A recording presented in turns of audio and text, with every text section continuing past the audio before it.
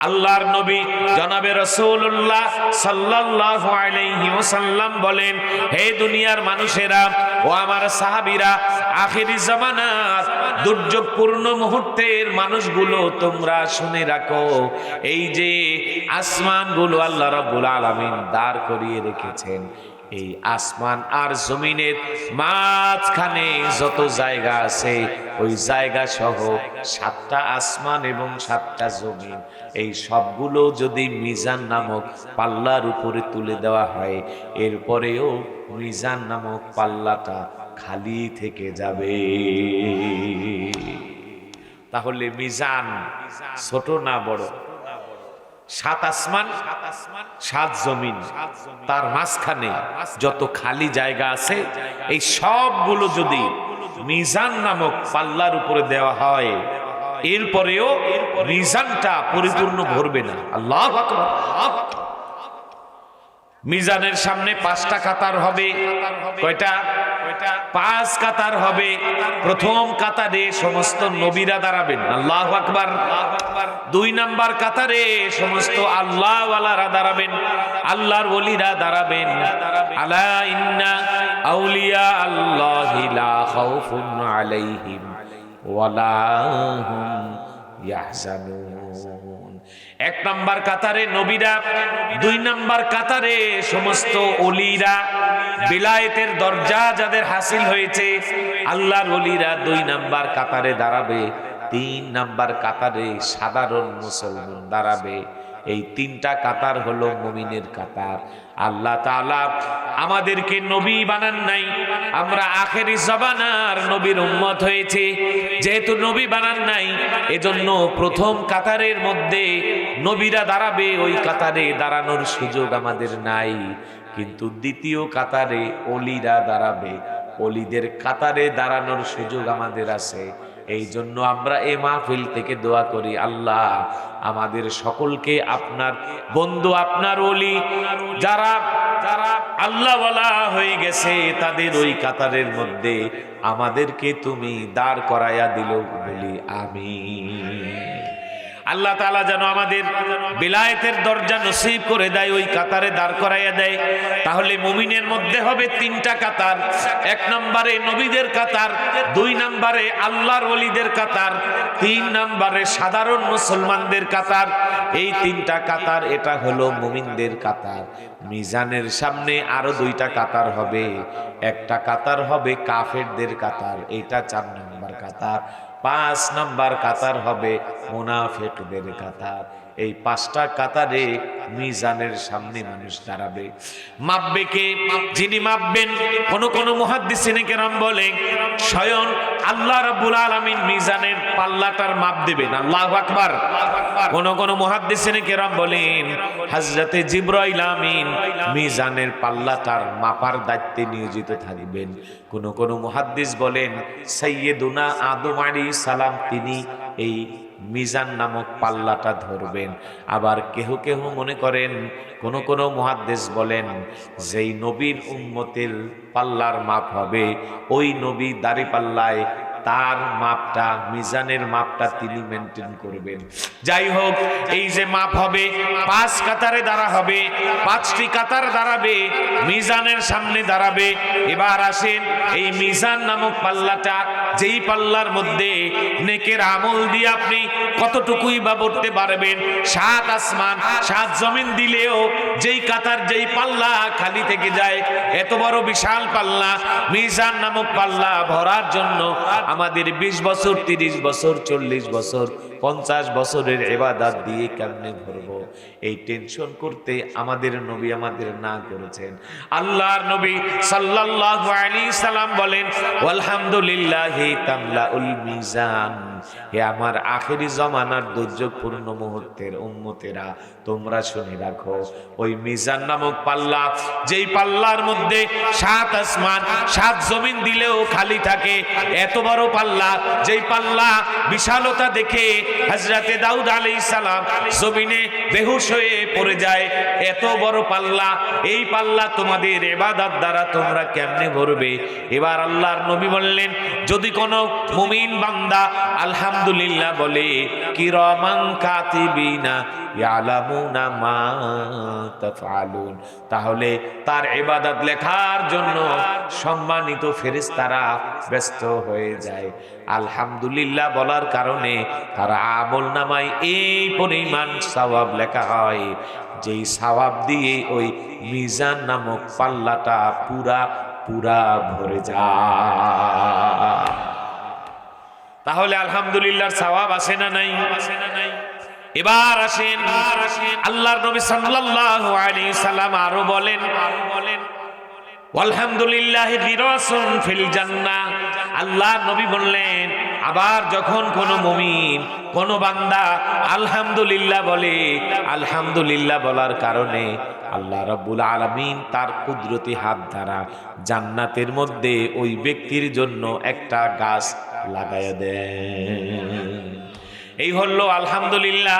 কিন্তু আপনারা যতবার আলহামদুলিল্লাহ শুনেছেন, প্রত্যেকবার সুবহানাল্লাহ বলেছেন। এখন সুবহানাল্লাহ বললে কি হয়?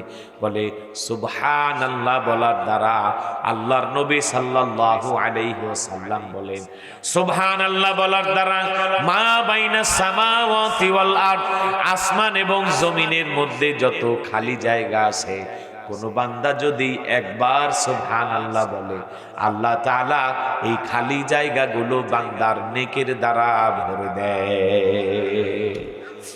এই গেল সুবহানাল্লাহ আলহামদুলিল্লাহ। আহাব্বুল কালামি ইলাল্লাহি আরবা, আল্লাহর কাছে সর্বশ্রেষ্ঠ পছন্দের কালাম হলো চারটা। এক নম্বরে সুবহানাল্লাহ, দুই নম্বরে আলহামদুলিল্লাহ, তিন নম্বরে আল্লাহু আকবার, চার নম্বরে লা ইলাহা ইল্লাল্লাহ। আমার ভাইরা, এবার আসেন সুবহানাল্লাহ গেল, আলহামদুলিল্লাহ গেল, তাহলে সুবহানাল্লাহর একটা পুরস্কার হলো মা বাইনাস সামাই ওয়াল আরদ, আসমান জমিনের মাঝ বরাবর যত জায়গা আছে সমস্ত জায়গাগুলো ভরে যায়, নেকির দ্বারা ভরে যায়। আর কি হয়? আল্লাহর হাবিব বললেন, ওয়া সুবহানাল্লাহি গিরাসুন ফিল জান্নাহ, আলহামদুলিল্লাহ বলার দ্বারা যেমনি ভাবে আল্লাহ রাব্বুল আলামিন জান্নাতে একটা গাছ লাগায় দেন, ঠিক তেমন সুবহানাল্লাহ বললেও আল্লাহ তাআলা ওই বান্দার জন্য তার নামের উপরে জান্নাতে একটা গাছ লাগায়া দেয়। এবার আসেন সুবহানাল্লাহ আলহামদুলিল্লাহ গেল, এবার আল্লাহু আকবার। আল্লাহু আকবার বলার দ্বারা কি হয়? আগে আসেন আল্লাহু আকবারের মধ্যে কি আছে? আমরা মুসলমান, ঠিক কিনা? আমরা মুসলমান, আমরা মুমিন। আমাদের জন্মে আল্লাহু আকবার আছে না নাই? আমরা জন্মগ্রহণ করার পরে সর্বপ্রথম কাজ হল, ভূমিষ্ঠ নবজাতক এসেছে, এই নবজাতককে পরিষ্কার করো, গোসল দাও, তাকে পরিষ্কার করে ময়লা আবর্জনা দূর করে এবার তাকে কাপড় জড়াও, তাকে পোশাকে আবৃত করো, কাপড় জড়ায়ে গোসল দেওয়ার পরে, কাপড় পরানোর পরে এবার মুয়াজ্জিনকে ডাক দাও, ইমামকে ডাক দাও। যদি তা না হয়, তোমাদের মধ্যে যারা আজান জানে এরা আসো, আর এই নবজাতক সন্তানের কানের সামনে বলে দাও আল্লাহু আকবার। আজান আছে না নাই?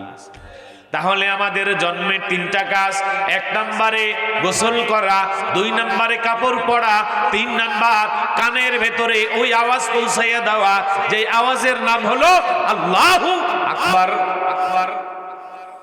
এবার এই সন্তানটা আবার একদিন মরে যাবে, ঠিক কিনা?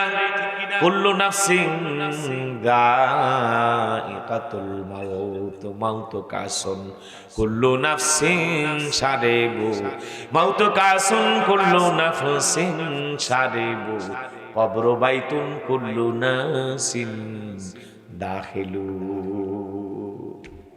मौत को समझा है गाफिल इख्तितामे जिंदगी, दर हकीकत मौत सुबह इफ्तिताहे जिंदगी। चुआहेंगे रफ्तान कुनात जाने पाक, चुआहेंगे रफ्तान कुनात जाने पाक, चेबर तख्ते मुर्दान चेबर रेखा। এই লোকটা একদিন মরে যাবে, ইন্তেকাল করবে। মৃত্যুর পরে এবার জন্মের পরে যেই তিনটা সুন্নাত ছিল, মৃত্যুর পরে এই তিনটা সুন্নাত। সুবহানাল্লাহ। জন্মের পরে প্রথম সুন্নাত ছিল তাকে কি করা? পরিষ্কার করানো, গোসল করানো। মৃত্যুর পরে প্রথম কাজ হলো মুর্দাকে গোসল দাও, ঠিক কিনা? বরই পাতার গরম পানি, এই বান্দাকে গোসল দাও, পরিষ্কার করো। মৃত্যুর পরের দ্বিতীয় কাজ ছিল তাকে কাপড় দাও। আর মৃত্যুর পর, জন্মের পরের দ্বিতীয় কাজ ছিল তাকে কাপড় পরাও। মৃত্যুর পরে দ্বিতীয় কাজ হলো এই ব্যক্তিকে কাপড় পরাও। যদি পুরুষ হয় 3টা কাপড় পরাও, যদি মহিলা হয় 5টা কাপড় পরাও। দুনিয়ার আসামিকে যখন জেলখানার মধ্যে নিয়ে যায়, ধরে নিয়ে হয়, তাকে একটা হ্যান্ডকাপ লাগাই দেওয়া হয়। আর আমার আল্লাহ কেমন যেন বুঝায়, বান্দা আমি তোমাকে আমার কবর নামক জেলখানায় আনার জন্য একটা নয়, আমি তোমাকে 3টা হ্যান্ডকাপ পরাইয়া আনতেছি। পায়ের কাছে একটা বাদ দেয়া হয়, মাথার কাছে একটা বাদ দেওয়া হয়, ঠিক কিনা? কোমরে আরেকটা বন্ধনী দেওয়া হয়, 3টা বন্ধনী দিয়া তাকে কাপড় পরানো হয়। তাহলে জন্মের পরের প্রথম কাজ ছিল গোসল দেওয়া, মৃত্যুর পরেও প্রথম কাজ হলো গোসল দেওয়া। জন্মের পরের প্রথম কাজ ছিল কাপড় পরানো, মৃত্যুর পরের দ্বিতীয় কাজ ছিল কাপড় পরানো, মৃত্যুর পরের দ্বিতীয় কাজ কাপড় পরানো। জন্মের পরে তৃতীয় কাজ ছিল তার সামনে দাঁড়িয়ে আল্লাহু আকবার বলে আজান দেয়া। মৃত্যুর পরেও 3 নাম্বার কাজ হলো জানাজার নামাজের ইমাম তার সামনে দাঁড়াইয়া কি বলা? আল্লাহু আকবার। এই বলার উদ্দেশ্য হলো, হে বান্দা, তোমার জিন্দেগি একটা ছোট প্যাকেজ। এই প্যাকেজ নিয়ে যে তুমি এসেছো, আল্লাহ তাআলা তোমাদেরকে অযথা সৃষ্টি করে নাই। আফা হাসিবিতুম আন্নামা খালাকনাকুম আবাসা। আল্লাহ তাআলা বলেন, আমি আল্লাহ রাব্বুল আলামিন তোমাকে অলক্ষে সৃষ্টি করি নাই। আমি সৃষ্টি করেছি তোমাকে মিশন আর ভিশন দিয়ে। এই মিশন আর ভিশন হলো, হে গোলাম, তোমার জীবনে যেই কথা বাস্তবে তুমি যেই কথার উপরে আমল করবা, ওই কথার নাম হলো আল্লাহু আকবার। এজন্য তোমার জন্মেও আল্লাহু আকবার, মৃত্যুতেও আল্লাহু আকবার। বান্দা, এই আল্লাহু আকবার বাস্তবায়ন যদি তুমি ভুলে যাও, এই জন্য যাতে ভুলে না যেতে পারো, তাই তোমার জন্য প্রত্যেকদিন মসজিদের মাইকে বলার ব্যবস্থা করা হয়েছে। প্রত্যেকদিন মুয়াজ্জিন আযানের মধ্যে কি বলে? আল্লাহু আকবার বলে যদি তুমি সাড়া দাও, তুমি যেন ভুলে না যাও। এজন্য আবার ইকামত হবে, ওই ইকামতের মধ্যেও মুয়াজ্জিন বলবে আল্লাহু আকবার। তুমি ওই আল্লাহু আকবার শুনে শুনে নামাজে দাঁড়াবে। তোমার নামাজে তাকবীরে তাহরিমার মধ্যেও কি বলে? আল্লাহু আকবার। এমনি ভাবে আবার তুমি রুকুতে যাবে, আল্লাহু আকবার, সেজদাতে যাবে, আল্লাহু আকবার। এই আল্লাহু আকবার ধ্বনিকে বাস্তবায়ন করার জন্য তোমার জীবনকে সাজানো হয়েছে। সুতরাং বান্দা, খবরদার খবরদার, দুনিয়ার সব কিছু ভুলে যেতে পারো, কিন্তু তুমি আল্লাহু আকবার ভুলতে পারো না। আমার ভাইয়েরা, এই যে আল্লাহু আকবার বললো, এবার গোটা আসমান আর জমিনের যত জায়গা আছে, মাঝ বরাবর অর্ধেকটা পৃথিবী নেকের দ্বারা পরিপূর্ণ হয়ে যায়। আল্লাহু আকবার গিরাসুন ফিল জান্নাহ। আর বান্দা আল্লাহু আকবার বলার দ্বারা আল্লাহ রাব্বুল আলামিন তার জন্য জান্নাতের মধ্যে একটা গাছ লাগায়া দেয়। এবার সুবহানাল্লাহ গেল, আলহামদুলিল্লাহ গেল, আল্লাহু আকবার গেল, ঠিক কিনা? এজন্য কোন উপরে উঠতে, কোন জায়গায় যদি কেউ উপরে ওঠে, তখন কি বলবে? আল্লাহু আকবার। আবার যদি সিঁড়ি বেয়ে নিচে নামে, তখন কি বলবে? সুবহানাল্লাহ। নিচে নামার সময় সুবহানাল্লাহ, উপরে উঠতে আল্লাহু আকবার। ভাইরা আমার, এবার 4 নম্বরে লা ইলাহা ইল্লাল্লাহ। লা ইলাহা ইল্লাল্লাহ বললে কি হয়? আল্লাহর নবী রাসূলুল্লাহ সাল্লাল্লাহু আলাইহি সাল্লাম বলেন, ইউসাহু বিরাজুলিন আলা সাইরিল উমামি। হাদিসের মাফহুম, সমস্ত লোকের ভেতরে আলা সাইরিন নাস, কিয়ামতের ময়দানে হাজার হাজার লক্ষ লক্ষ মানুষের ভেতরে আল্লাহ রাব্বুল আলামিন একজনকে ডাক দেবেন, নাম নিয়ে ডাক দেবেন, অমুকের ছেলে অমুক তুমি আসো। এবার সে দাঁড়াবে, এবার আল্লাহ তাআলা তাকে জিজ্ঞেস করবেন তোমার আমল নামা বের করো। ফাতুখরাজু লাহু 99 সিজিল্লা। এবার সে একটা দুইটা নয় 99টা আমল নামা বের করবে। আল্লাহু আকবার, আল্লাহু আকবার।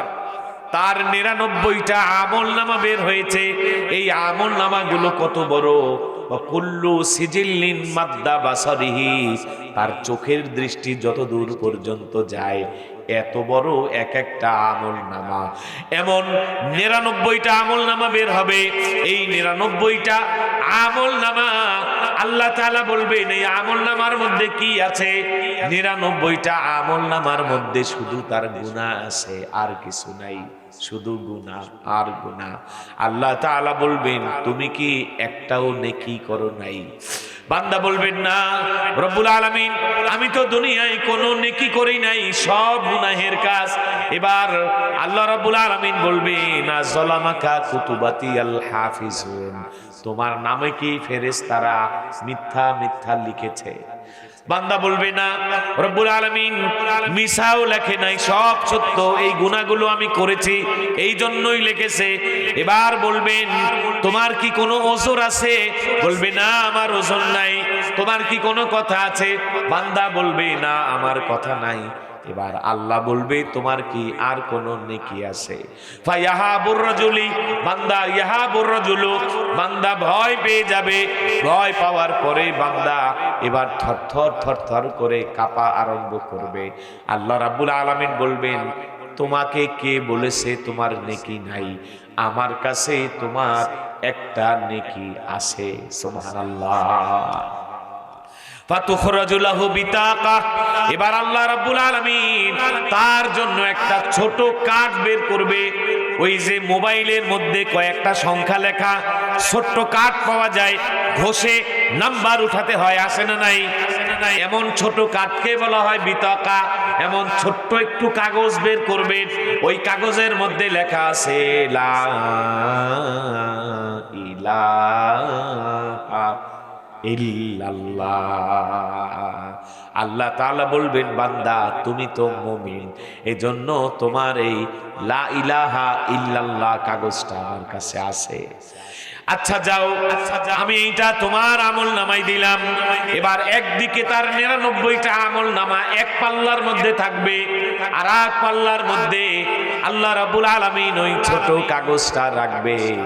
এই কাগজের এত পাওয়ার, এত গুণ, এই কাগজের এত ওজন হবে।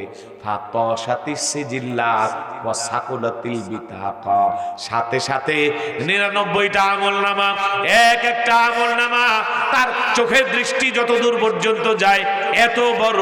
তাতে কি হয়েছে? ওই লা ইলাহা ইল্লাল্লাহর ওজন তার চেয়ে বেশি হয়ে যাবে। সুবহানাল্লাহ। ভাইরা আমার, এই হলো লা ইলাহা ইল্লাল্লাহর সওয়াব, লা ইলাহা ইল্লাল্লাহর গুণ।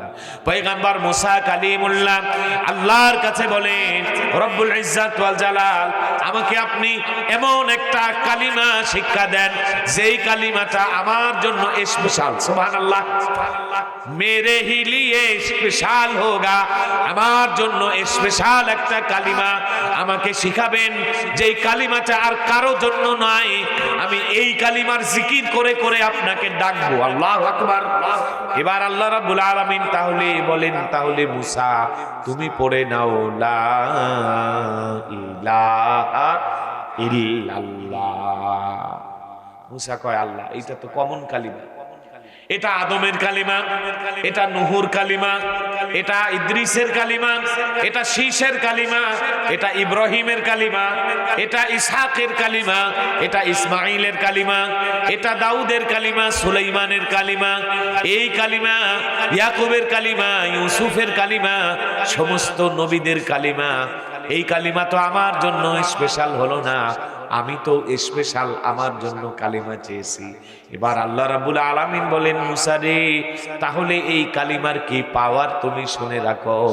যদি 7 তবক আসমান আর জমিনকে এক পাল্লার মধ্যে দেওয়া হয় আর এই কালিমাকে আরেক পাল্লার মধ্যে দেওয়া হয়, এই কালিমার ওজন বেশি হয়ে যাবে।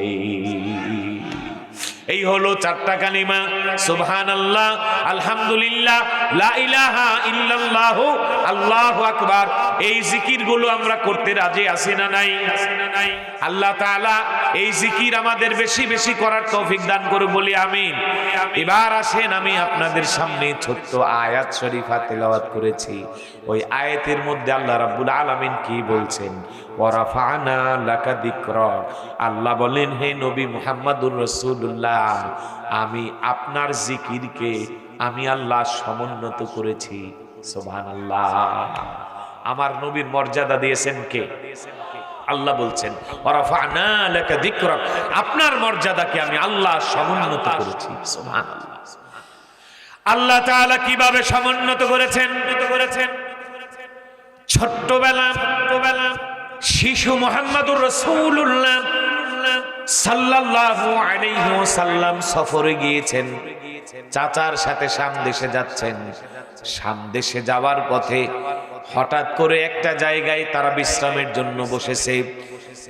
পাশেই একটা গির্জা ছিল, ওই গির্জার মধ্যে যে পাদ্রী ছিল তার নাম ছিল বুহাইরা। বুহাইরা ওই জমানায় পাদ্রীদেরকে বলা হতো রাহেব, রুহবান থেকে রাহেব। বুহাইরা রাহেব, তিনি দৌড়ায় আসলেন কাফেলার কাছে, এসে বলেন, হে কাফেলা, তোমাদের মাঝে কি এমন একজন ইয়াতীম শিশু আছে যেই ছেলের মাও নাই, বাবাও নাই, দাদাও নাই, চাচার কাছে মানুষ হচ্ছে, এমন কোন শিশু তোমাদের মধ্যে আছে কিনা? এবার তারা বলল, এমন একজন শিশু আছে, ওই শিশুর নাম হলো মুহাম্মদ ইবনে আবদুল্লাহ। বলল, শিশুটাকে একটু আমার কাছে আনেন। আল্লাহর নবীকে দেখলেন, আল্লাহর নবীকে দেখে এবার তিনি তাওরাতের সাথে মিলালেন, জবুরের সাথে মিলালেন, ইনজিলের সাথে মিলালেন। ওয়ারাফা'না লাকা যিকরাক। আল্লাহ তাআলা যেভাবে তাওরাত, জবুর, ইনজিলে আমার নবীর ডেজিগনেশন বলেছেন, পরিচয় বলেছেন, স্তুতি বলেছেন, কোয়ালিটি বলেছেন, নবীর পরিচয় দিয়েছেন, ঠিক সেইভাবে আমার নবীকে বুঝতে পেরে এবার তারা বলল, এবার পাদ্রী বলল, এই নবী তিনি হবেন আখিরে জামানার নবী, তিনি হবেন শ্রেষ্ঠ নবী, তিনি হলেন রাহমাতাল লিল আলামিন। এই নবীর যারা উপকারে আসবে ওরা দুনিয়ায় সর্বশ্রেষ্ঠ হয়ে যাবে, এই নবীর সাথে যারা বিরোধিতা করবে ওরা যুগে যুগে ধ্বংস হয়ে যাবে। সুতরাং আমি চাই এই নবীর একটু উপকার করতে আগামীকাল দুপুর বেলা আমার বাড়িতে আপনাদের সকলকে দাওয়াত দিলাম, আপনারা সবাই আমার বাড়িতে একটু দাওয়াত খাবেন। সুবহানাল্লাহ। সবাইকে দাওয়াত দিচ্ছি। দুপুর হয়েছে, দুপুর হওয়ার পর দাওয়াত খেতে যাবে, তাদের মাল সামান আসবাব আছে, এগুলো পাহারা দেবে কে? নিজেদের থেকে একজনকে রেখে যেতে হবে। কাকে রাখবে? কাউকে কেহ বিশ্বাস করে না, শুধু একজনকে বিশ্বাস করে, তিনি হলেন আল আমিন মুহাম্মাদুর রাসূলুল্লাহ সাল্লাল্লাহু আলাইহি ওয়াসাল্লাম। বললেন, আচ্ছা আপনি পাহারা দেন, আমরা খেয়ে আসি, আমরা খেয়ে আসলে আপনি খেতে যাবেন, না হয় এই মাল সামান মানুষ চুরি করে নিয়ে গেলে কি হবে? আল্লাহর হাবিব বললেন, আচ্ছা আপনারা যান, আমি পাহারা দিব। নবী আমার সেখানে অবস্থান করলেন, সবাই খাওয়ার জন্য গেলেন। মরুভূমি, মরুদ্যানের মধ্যে ছোট ছোট গাছ ছিল, ওই গাছের নিচে যে ছায়া, সেই ছায়ার মধ্যে সকলে এসে এক একজন ছায়া নিয়ে নিয়ে বসেছে যাতে করে রৌদ্র না লাগে। সব ছায়াগুলো দখল হয়ে গেছে। এমন সময় পাদ্রী খাবার নিয়ে এসে দেখে যার জন্য দাওয়াত দিয়েছে সেই আসে নাই, বরযাত্রী আসছে কিন্তু বর আসে নাই। তিনি বললেন, আপনাদের দেশে বরযাত্রী যায়নি? কই যায়। তো বরযাত্রী কি বর সারা যায় না বর সহ যায়? বর সহ যায়। আপনারা তো বর সারা আসছেন, এটা কি জানেন যে বরযাত্রী বর ছাড়া গেলে খাবারের জায়গায় মাইরও খাওয়া লাগতে পারে, ঠিক কিনা? একজনকে এক লোকমা খাবার দেওয়া হবে না যদি আকায়ে নামদার তাজেদারে মদিনা এখানে না আসে। সুবহানাল্লাহ। আমার নবীকে ডাক দেওয়া হলো রাহমাতাল লিল আলামিন। ওই জায়গায় উপস্থিত হলেন। আল্লাহর নবী উপস্থিত হয়ে দেখলেন সবার জায়গাগুলো দখল হয়ে গেছে, গাছের ছায়াগুলো দখল হয়ে গেছে। রাহমাতাল লিল আলামিন এবার একটা জায়গায় বসলেন, তার মাথার উপরে মেঘ ছায়া দিয়েছে। আল্লাহু আকবার। শুধু তাই না, ওই জায়গায় আগে যেই গাছগুলোর নিচে তারা বসেছিল ওই গাছগুলো রাহমাতাল লিল আলামিনকে দেখে নিজের জায়গা ছেড়ে মাটি ভেদ করে করে দৌড়াইয়া এসে নবীর উপরে ছায়া দেওয়া আরম্ভ করলো। ওয়ারাফা'না লাকা যিকরাক। আল্লাহ তাআলা তার নবীকে এইভাবে আল্লাহ সম্মান দিয়েছেন। সুবহানাল্লাহ। হুজ্জাতুল ইসলাম আল্লামা শাহ ওলিউল্লাহ মুহাদ্দিস দেহলভী রাহমাতুল্লাহ আলাইহি আমাদের এই ভারতবর্ষে যিনি হাদিসের ইলম এনেছেন, হুজ্জাতুল ইসলাম রাতের বেলায় ঘুমিয়ে আছে। ঘুমের মধ্যে আল্লাহর ওলি স্বপ্নে দেখেন যে তার নবীর সাথে মোলাকাত হয়ে গেছে। সুবহানাল্লাহ। আল্লাহর নবী বললেন মান রাআনি রাআল হাক্কা, মান রাআনি ফাকাদ রাআনি ফাইন্না শাইতানা লা ইয়াতামাসসালু লি। যে ব্যক্তি স্বপ্নে আমি নবীকে দেখলো কেমন যেন সে স্বপ্নে আমাকেই দেখলো, কেননা শয়তান আমার রূপ ধারণ করতে পারে না। আমার নবীর সাথে দেখা করে কথা বলছে। আল্লাহর নবী সাল্লাল্লাহু আলাইহি সাল্লাম কথার পাখে একটু দাড়ি খিলাল করলেন, এভাবে দাড়িতে হাত দিলেন। দাড়িতে হাত দিয়ে নবী রাহমাতাল লিল আলামিনের হাতের মুঠোর মধ্যে একটা দাড়ি চিরে আসলো। এই দাড়িটা ছুটে আসার পর স্বপ্ন শেষ হয়ে যাবে এমন সময় বললেন, হে শাহ ওলিউল্লাহ, আমি তো চলে যাচ্ছি, তাহলে এই দাড়িটা তুমি রেখে দাও। এই বলে দাড়িটা শাহ ওলিউল্লাহর ডান হাতে দেওয়া হলো। আল্লামা শাহ ওলিউল্লাহ মুহাদ্দিসে দেহলভী রাহমাতুল্লাহ আলাইহি বলেন, ওই দাড়িটা স্বপ্নযোগে আমি হাতের মুঠে ভরে এভাবে রেখে দিলাম। রেখে এইভাবেই ফজরের আজান হয়ে যায়। আসসালাতু খায়রুম মিনান নাওম। আজান শুনে আমি যখন উঠেছি আমি দেখি আমার হাত মুষ্টিবদ্ধ অবস্থায় এখনো আছে। সুবহানাল্লাহ। মুষ্টি খুলে দেখি আমার হাতের মধ্যে নবী রাহমাতাল লিল আলামিন যে জান্নাতি দাড়ি মোবারক দিয়েছিলেন ওই দাড়ি মোবারক হাতের মধ্যে উপস্থিত আছে। ভাইরামান, এবার তিনি ফজরের নামাজ পড়লেন। ওই দাড়িটা তিনি তার জুব্বার পকেটের মধ্যে রেখে দিলেন, চুমু খেলেন, শরীরে লাগালেন, পকেটের মধ্যে রেখে দিয়ে তিনি ফজরের নামাজ আদায় করলেন। ফজর শেষ হলো, সুন্নাত মাসনুন দোয়াগুলো পড়লেন, ইশরাকের সময় হলো, ইশরাক আদায় করলেন, আল্লাহর কাছে কান্নাকাটি করলেন, কোরআন তেলাওয়াত করলেন, চাষতে রক্ত হলো, চাষতের নামাজ পড়ে এবার তিনি বের হয়েছেন। এতক্ষণ পর্যন্ত আকাশে পূর্ব দিগন্তে রক্তিম সূর্যের আভাস মিলে গেছে, সূর্য উঠে গেছে। দিগন্তের সূর্য যখন দুনিয়ায় জল করে জ্বলছে, এমন সময় শাহ ওলিউল্লাহ দেহলভী রাহমাতুল্লাহ আলাইহি বলেন, এবার আমি দিল্লির মরুদ্যান মরুভূমি এলাকায় বের হয়েছি।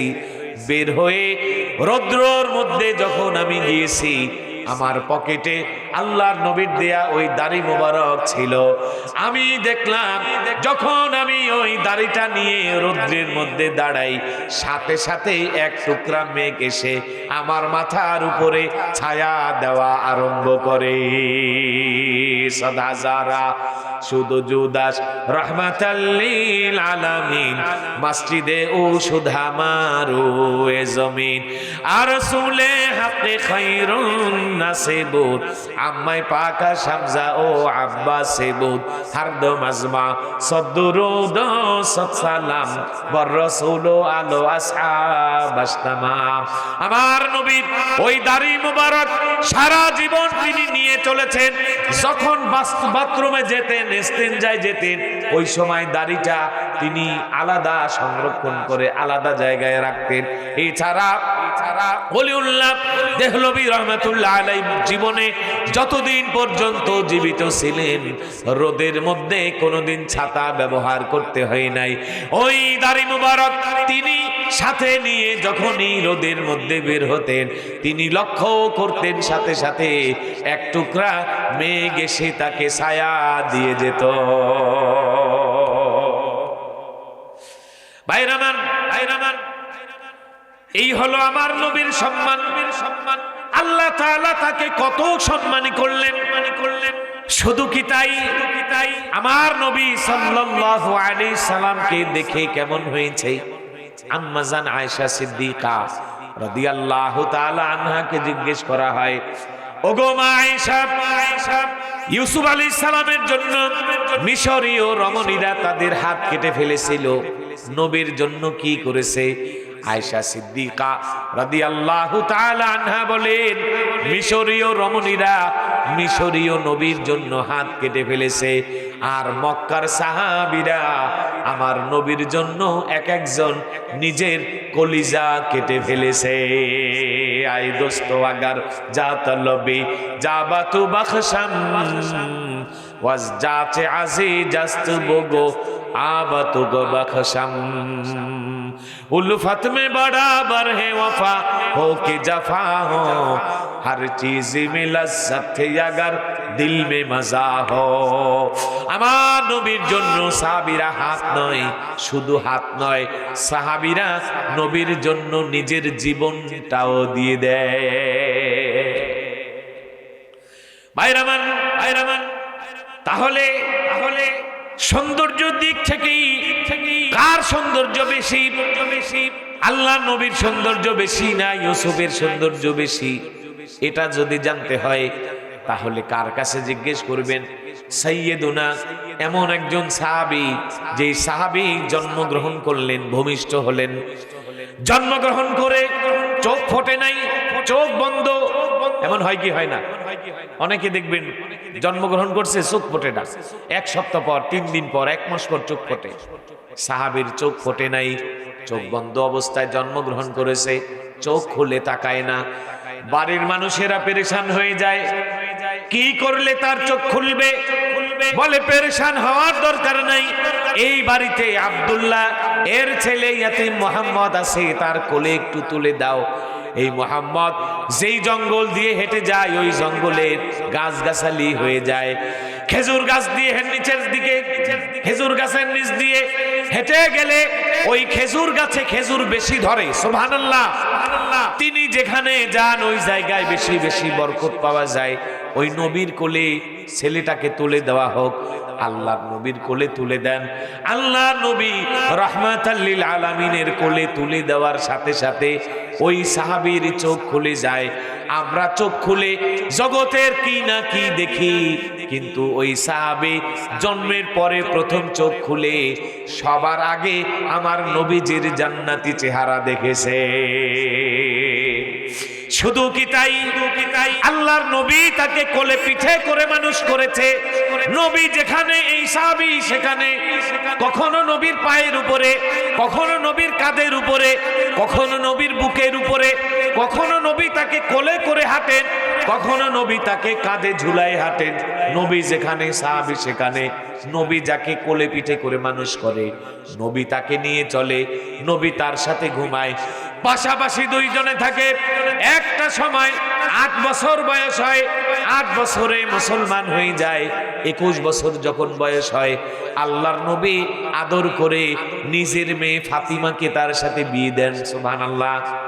সাহাবীর নাম কি? সাহেব আজবু দান্দে ওসমান ও আলী, সাহেব আজবু দান্দে ওসমান ও আলী, বাহরে আগাশ কান্দে দর আলম ওলি, আয়ে কে কা নেহায়া ও ইলমে বুত, ওয়াদে গারবা বে মদিনা ইলমে বুত।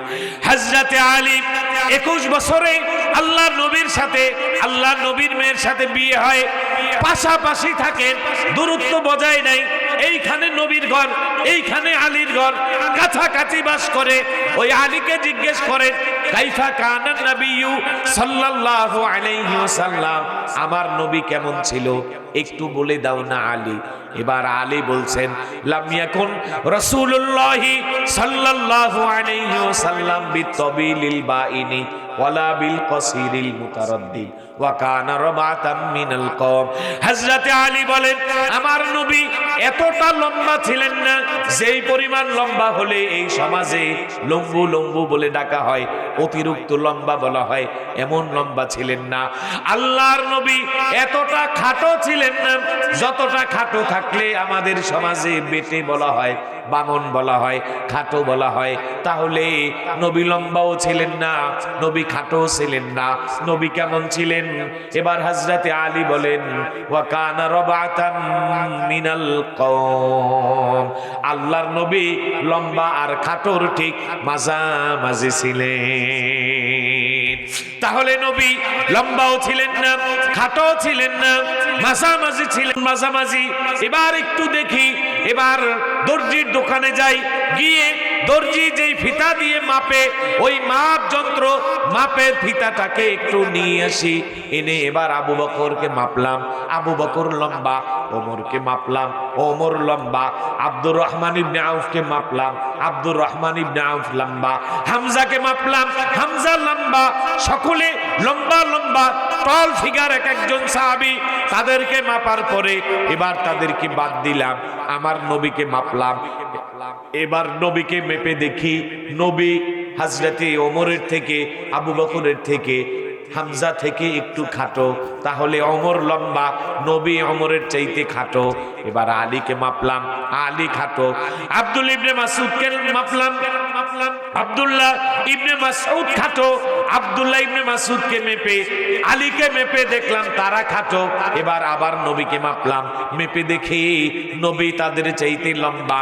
তাহলে আলী খাটো, নবী আলীর চাইতে লম্বা, ওমর লম্বা, নবী ওমরের চাইতে খাটো।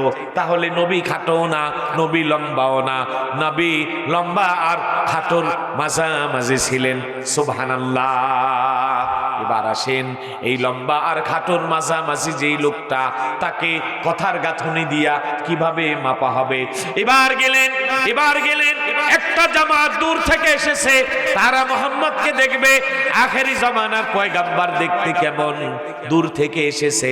একটা জামাত দাঁড়ানো, ওই জামাতের মধ্যে লম্বা লম্বা সাহাবীদের অভাব নাই। সেখানে আবু বকর আছে, সেখানে ওমর আছে, সেখানে হামজা আছে, সেখানে আব্দুর রহমান ইবনে আউফ আছে।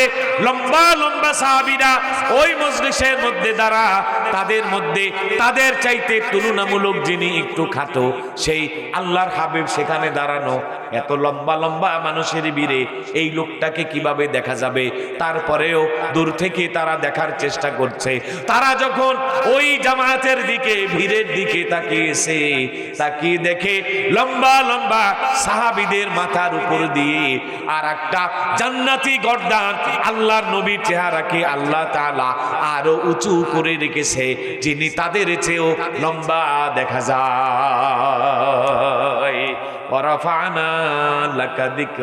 তাহলে আমার নবী লম্বা না খাটো, এটা শুধু কথা দিয়ে মাপা যায়, বাস্তবে এটা মাপা সম্ভব না।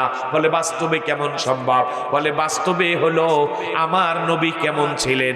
বলে আমার আল্লাহ আমার নবীকে যখন যেভাবে দেখতে চেয়েছেন, আমার নবী ঠিক তেমন ছিলেন। সুবহানাল্লাহ। আরে নবী যা বলতেন তাই হয়ে যেত। আল্লাহু আকবার। মা ইয়ানতিকু আনিল হাওয়া ইন হুয়া ইল্লা ওয়াহয়ু ইউহা। আল্লাহর নবী রাহমাতাল লিল আলামিন হযরতে আবু বকরকে নিয়ে হিজরত করে মক্কা থেকে মদিনায় চলে যায়। যাবার পথে কেউ দেখে নাই, সকলকে ফাঁকি দেওয়া হয়ে গেছে। আবু জেহেলরা লাচার হয়ে গেছে, আবুল হাবরা লাচার হয়ে গেছে, উতবা সাহেবা অপারগ হয়ে গেছে, সকলে যার যার ঘরে ফিরে গেছে। ঘোষণা হয়েছে মুহাম্মদকে যে ব্যক্তি ধরে দিতে পারবে, জীবিত হোক অথবা মৃত হোক, তাকে 100 লাল উট দেওয়া হবে। অর্থাৎ বর্তমান যুগে 100 প্রাইভেট কার, অর্থাৎ 100 প্রাইভেট কারের মালিক হয়ে যাওয়া। এত বড় লোভ লালসা যখন সবার মধ্যে ঢুকেছে, এবার তারা নবীকে তালাশ করতেছে, খোঁজ করতেছে, কোথাও কোনো খবর নাই, কেহ পায় না। আল্লাহর নবী হযরতে আবু বকর সিদ্দিক রাদিয়াল্লাহু তাআলা আনহুকে নিয়ে আল্লাহর নবী সফর করা আরম্ভ করেছে। মরুভূমি মরুভূমি অজানা পথ, মরুদ্যানের পথ ধরে আল্লাহর নবী হেঁটে যায়। কিন্তু ওই সময়ে একজন ব্যক্তি যার নাম সুরাকা ইবনে মালিক, এই সুরাকা ইবনে মালিক সে দূর থেকে আল্লাহর নবীকে দেখে ফেলে। নাউজুবিল্লাহ। সুরাকা এবার নবীকে দেখে নবীকে ধরার জন্য যায়, কাছে এগিয়ে গেছে, ধপ করে আল্লাহ নবীকে ধরে ফেলবে। এমন সময় আল্লাহ তাআলা এমন মুজিজা প্রকাশ করে দিলেন। সুরাকা যেই ঘোড়ার মধ্যে ছিল, ওই ঘোড়া সাথে সাথে চিৎপটাং হয়ে জমিনে পড়ে যায়। সুরাকাও ঘোড়ার সাথে উল্টায়া জমিনে পড়ে যায়। আল্লাহর নবী আওয়াজ পেয়ে পিছন দিকে ফিরে দেখে সুরাকার ঘোড়া চিৎপটাং হয়ে শুয়ে আছে, সুরাকাও ছিটকে দৌড়ে গিয়ে পড়ে গেছে। আল্লাহ নবী ডাক দিলেন, সুরাকারে, ও সুরাকা, তোমার এই অবস্থা কেন? সুরাকা বলে, হে মুহাম্মদ আব্দুল্লাহর ছেলে, তোমাকে ধরার জন্য আমি এসেছি, কিন্তু ধরতে পারলাম না। কাছে এসে দেখলাম তুমি অনেক কিছু জানো, আসলেই তুমি সত্যিকারের নবী। আমি ভুল করেছি, আমাকে মাফ করে দাও।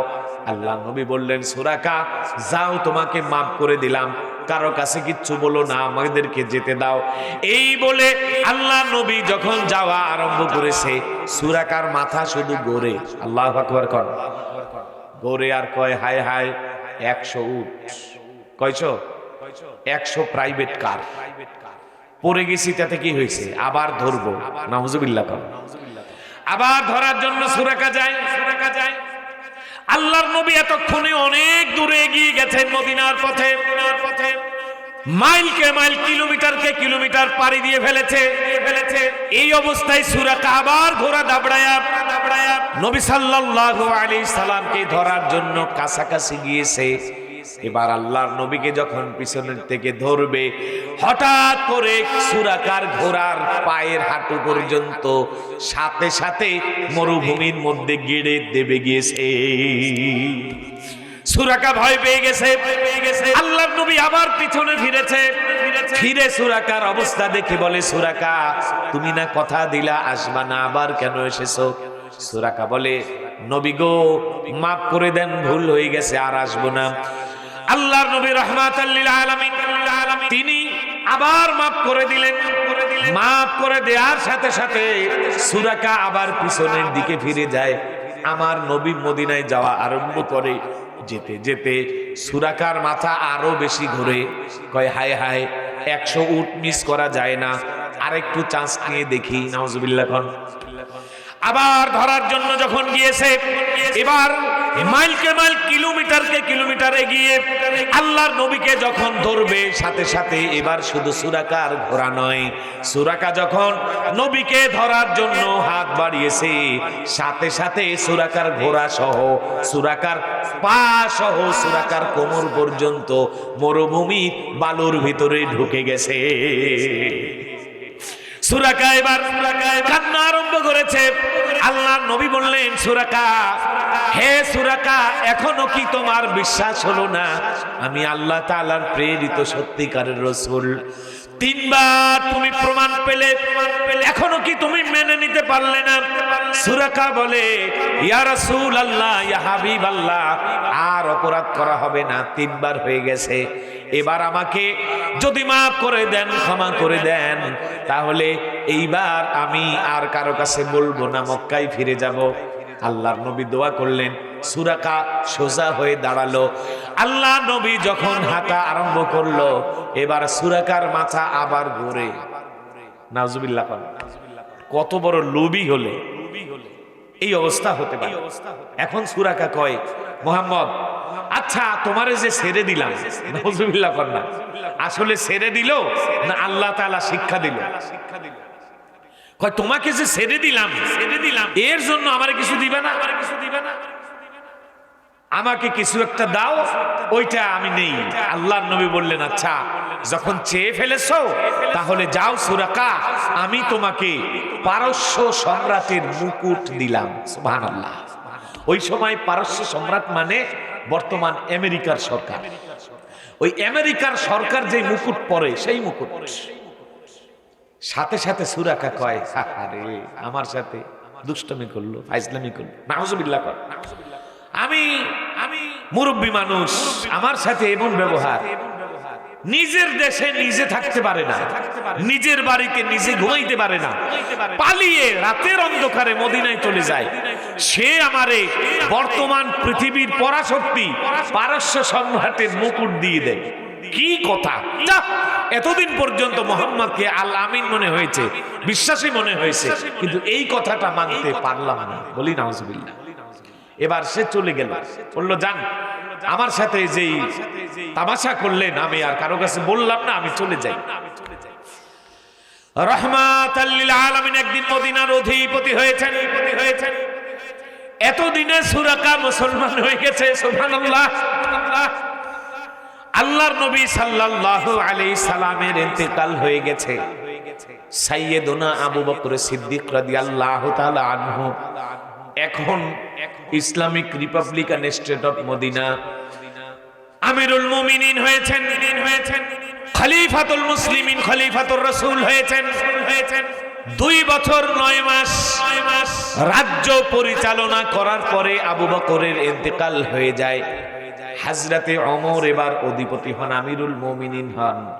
ওমর রাদিয়াল্লাহু তাআলা আনহুর সময় পারস্য সম্রাটকে আক্রমণ করা হয়। পারস্য সম্রাট মুসলমানদের কাছে হেরে যায়।